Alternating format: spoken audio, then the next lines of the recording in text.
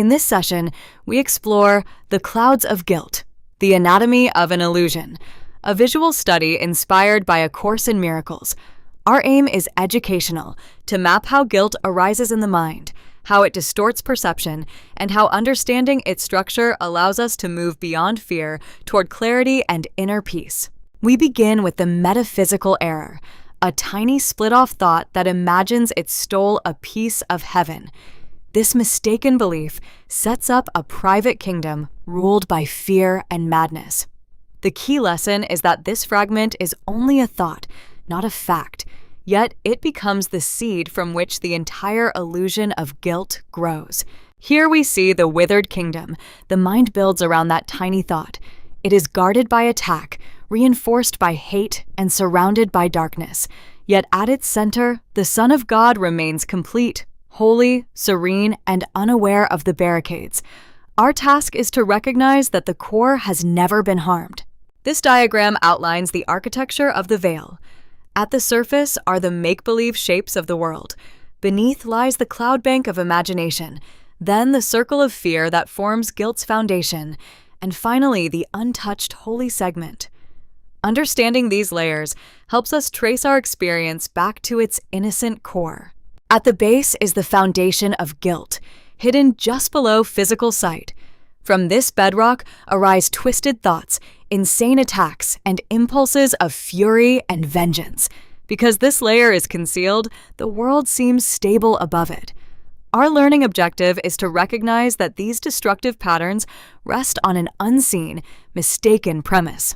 From that foundation, guilt rises like a dense cloud bank. Its function is to mask the intensity of fear while keeping the mind in isolated darkness. Importantly, these clouds have no real substance. Their only power is to obscure the light of truth. Education begins by questioning the reality we have given to this shadow. The game of make-believe illustrates perception. A child sees a dragon in the clouds. The split mind sees a physical world in the cloud bank of guilt. Mountains, cities, and bodies are treated as solid, yet they are projections of imagination. By recognizing this, we learn to hold our perceptions more lightly and inquire into their source. From the clouds of imagination, shifting figures appear solid and meaningful. The mind invests them with importance, mistaking vapor for reality. Forms may seem beautiful or grotesque, but both are equally insubstantial. Seeking ultimate meaning in these shapes is futile. They merely express a deeper, hidden fear that must be addressed instead. This slide maps the perception feedback loop. The split mind projects guilt, generating a world of bodies. The body's eyes report back distorted, limited data, which become insane messages that confirm the original delusion. The senses thus limit awareness, rather than expand it. Learning to question this loop is central to regaining true vision. We now compare two ways of seeing. The ego's vision rests on a hidden circle of fear, treats the world's forms as solid, and relies on fragmented sensory data, leading to tyranny and inner slavery. The Holy Spirit's vision sees only the serene light of heaven, regards forms as shifting vapor, and aims at union, freedom, and return to our source. Bringing darkness to light requires correcting error at its source.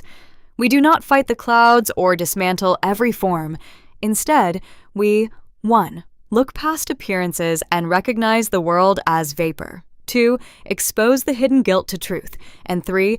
Gently laugh at the tiny mad idea, acknowledging that it never had real power. Surrender means realizing the barricades were never real.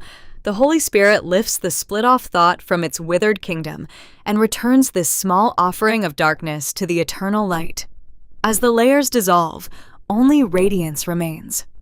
Educationally, this models a shift from self-defended isolation to trust in a higher, unifying wisdom.